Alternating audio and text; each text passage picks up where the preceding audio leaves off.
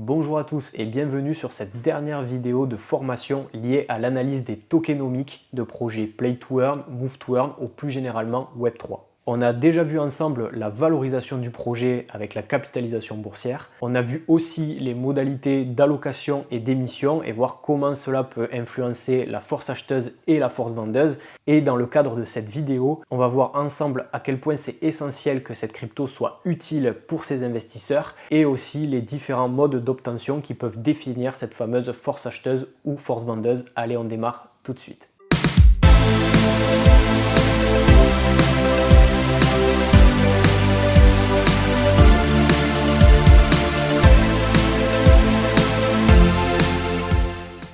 Alors, je passe derrière mon écran.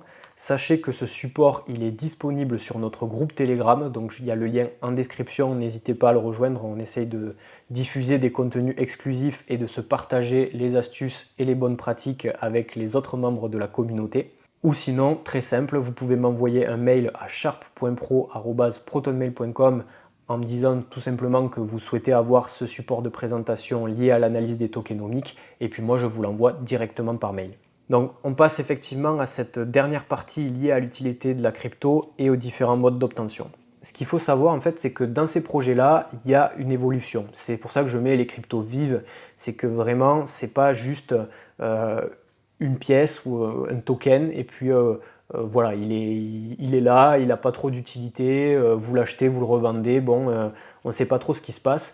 C'est un peu comme une action en fait dans une entreprise, et on en parlait dans la première vidéo de cette formation, c'est-à-dire que en fonction de l'actualité de l'entreprise, de sa capacité d'innovation, du marché, et plus généralement aussi de l'écosystème, si on a des concurrents par exemple qui émergent, eh bien en fait cette crypto-monnaie elle va être directement influencée et son cours peut varier à la hausse comme à la baisse.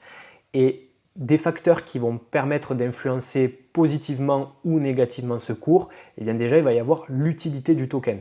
Et c'est là que parfois ça se distingue un petit peu des actions. Les actions, c'est un peu comme un titre de propriété, ça vous donne aussi un poids dans les décisions de l'entreprise, si vous en possédez quand même une certaine quantité.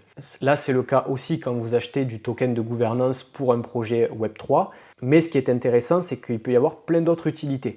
Il peut y avoir des avantages sur une application mobile, vous pouvez avoir des offres spécifiques si vous avez un certain nombre de tokens, etc. Je vous donne un exemple là-dessus juste après.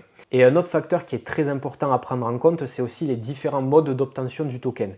C'est-à-dire que oui, vous pouvez acheter de la crypto très simplement en utilisant des exchanges, donc ça c'est quelque chose d'assez classique finalement, mais le projet peut parfois proposer d'autres moyens d'obtention. Ils vont par exemple mettre en place un jeu concours ou sur Twitter, sur Discord, ils vont créer des compétitions ou des choses comme ça qui peuvent vous permettre de gagner cette crypto-monnaie parfois de manière gratuite ou parfois à des prix préférentiels. Et c'est là que c'est très intéressant en fait de creuser le projet, de s'intéresser à son actualité et de participer dans des groupes de discussion en lien avec pour que vous puissiez surveiller ces différents modes d'obtention et parfois saisir des choses assez intéressantes. Un exemple qui me vient en tête, c'est par exemple dans l'écosystème des Move to Earn, donc c'est des applications mobiles qui vous rémunèrent par rapport à votre activité physique.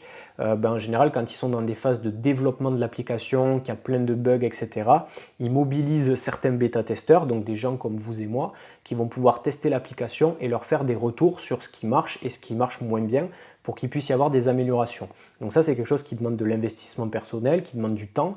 Et donc souvent, en échange, l'équipe de projet a une trésorerie propre et ils en donnent une petite partie, ils donnent des tokens gratuitement à ces bêta-testeurs pour les récompenser. Voilà, c'est un mode d'obtention, en plus celui classique qui est de faire de l'achat-revente sur des exchanges. Et puis enfin, il y a un troisième gros facteur à prendre en compte, c'est que ces entreprises et ces projets doivent faire du développement continu. Si on veut garder une utilité, c'est-à-dire que ces tokens, ils servent à quelque chose et que vous ayez tout intérêt à en posséder, eh bien il faut que par contre le projet se développe et continue à créer ce besoin. Et là, on est dans la proposition de valeur et c'est là où il faut éviter tout ce qui va être les rug pulls ou les abandons, c'est-à-dire que vous pouvez avoir des projets qui démarrent en fanfare, qui vous proposent plein de promesses, plein de trucs géniaux et donc il y a plein de personnes qui vont acheter parce qu'ils se disent waouh, c'est un potentiel incroyable. Et puis finalement, il n'y a pas trop d'innovation, il ne se passe pas grand-chose, l'équipe elle n'arrive pas à tenir ses promesses.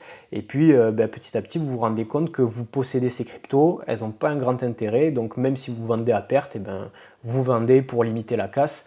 Mais vous dites que voilà, le projet n'a pas forcément d'avenir. Et c'est là que ça peut être dangereux. Donc il faut aussi que les entreprises fassent du développement continu. Si on prend un exemple sur le token de gouvernance, le token Gen du projet Genopets, on se rend compte que ce token, il a plein d'utilités. Il a une utilité certes sur le côté gouvernance, c'est-à-dire que si vous en possédez, vous allez pouvoir avoir une influence sur les décisions de l'équipe et sur le futur développement du projet, mais vous allez aussi pouvoir le stacker, c'est-à-dire immobiliser ce token pour avoir des récompenses. C'est certes des intérêts sur la crypto, mais ça peut être aussi des NFT ou des récompenses dans l'application qui vous permettent de progresser plus vite, d'avoir des nouvelles fonctionnalités, etc. Et puis vous pouvez aussi parfois avoir des petits cadeaux, des petits envois assez sympathiques. Et donc, comme on l'a dit tout à l'heure, le développement continu, il est indispensable parce que ces récompenses-là, ces petits dons de temps en temps dans le jeu, ils sont intéressants s'il y a sans cesse de nouvelles fonctionnalités et des choses qui poussent les gens à rentrer dans le projet et à se connecter à l'application de manière régulière. Si ce n'est pas le cas, en fait, ces airdrops, vous en foutez complètement, ça n'a aucun intérêt, vous allez peut-être les revendre 10 centimes aux peu de joueurs qui restent, et dans ce cas-là, vous avez peut-être tout intérêt à vendre vos tokens Gen. Donc finalement, si vous devez vous poser des questions avant d'investir dans un token ou de le vendre, il faudrait se poser ces questions-là. La première, c'est est-ce que le token crypto, il a des utilités franches? Est-ce que c'est juste un pouvoir de gouvernance, mais en fait, on se rend compte que la team, elle va avoir la majorité de la supply, donc c'est une gouvernance, somme toute, assez relative, ou est-ce que ça va servir à plein d'autres choses? Si c'est une application de sport ou de fitness, par exemple, est-ce que vous allez avoir accès à des cours privés, des séances de sport en ligne, des conseils nutritionnels par des coachs certifiés, ce genre de choses? Ça peut être ce type d'utilité-là. Il y en a plein d'autres et ça peut dépendre de ce qui vous intéresse aussi dans votre vie personnelle ou professionnelle. Mais demandez-vous, est-ce que c'est vraiment utile d'en posséder? Parce que si vous pensez que ça l'est, ça peut l'être aussi certainement pour d'autres personnes et ça va créer de la force acheteuse, ce qui fait que ce token va garder une certaine valeur. S'il n'y a pas trop d'utilité, en fait, les gens ils vont se dire pourquoi j'en achèterais si ça ne sert pas à grand chose. Et donc là, on peut se demander si la force acheteuse sera au rendez-vous. La deuxième chose, c'est est-ce que les moyens d'obtention de cette crypto sont plus ou moins faciles? On a déjà vu des projets qui, pour se développer, pour faire venir du monde, se mettaient à distribuer de la crypto gratuitement à des personnes parce qu'elles discutaient un petit peu sur Discord ou parce qu'elles étaient un minimum actives. Ça, en fait, c'est un gros piège parce que oui, vous allez vous sentir privilégié si vous recevez cette crypto-monnaie gratuitement. Par contre, le problème, c'est que les gens qui veulent investir et qui veulent payer pour en avoir, ils vont se sentir clairement biaisés par rapport à toutes ces personnes-là qui en ont eu de manière gratuite. Et puis, il y a des projets qui continuent à en donner de manière gratuite si vous utilisez l'application de manière quotidienne.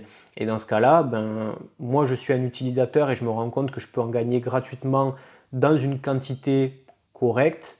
Je vais me dire, ok, j'utilise l'application tous les jours, je gagne du token, je ne vois pas pourquoi j'en achèterais davantage.